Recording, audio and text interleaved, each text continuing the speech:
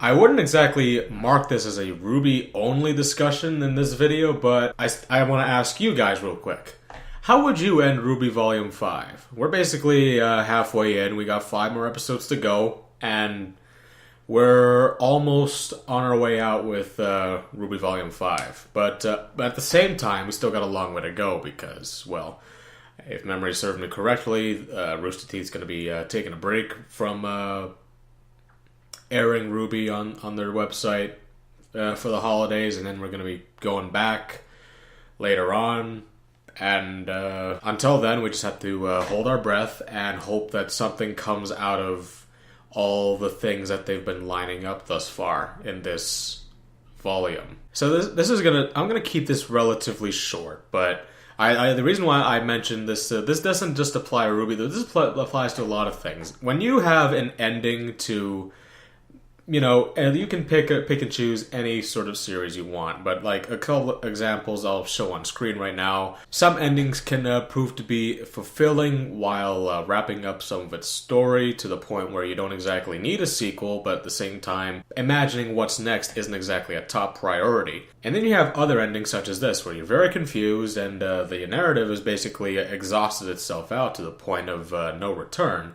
And you're once again left to wonder, what the heck was this all for? What did we do? Did we lose? Did we win? What happened? We're basically just left to ponder this for the next few years or so. But the way I see it with RWBY's case, I'm not, of course, I'm not, the guy that even runs anything. I'm just one of millions of people basically enjoying the show. I basically mean squat compared to the rest of the guys working on this or other well-established YouTubers and such. But in RWBY Volume 5's case, I know I'm not a well-established writer. I'm not a part of Rooster Teeth or RWBY's team, nor am I really as qualified as other people who have been watching the show since the beginning and have,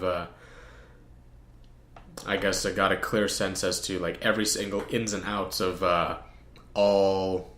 all aspects of RWBY. It also kind of depends on how long I've been with the series, because if I'm with the series long enough, then I can probably sense little patterns here and there to the point where I can anticipate what happens in their next installment. But in the case of RWBY, this isn't exactly my strong point as of right now. But with Volume 5, it's given us a lot of progression and a big chunk of showcasing what's been going on with the world, and the characters, and whatever future that's being laid out. You could these guys have done it before. In Volume 4, for example, you've had little lines and pieces of dialogue and bits of actions here and there that have been leading up to, be shot out towards the timeline of Volume 5.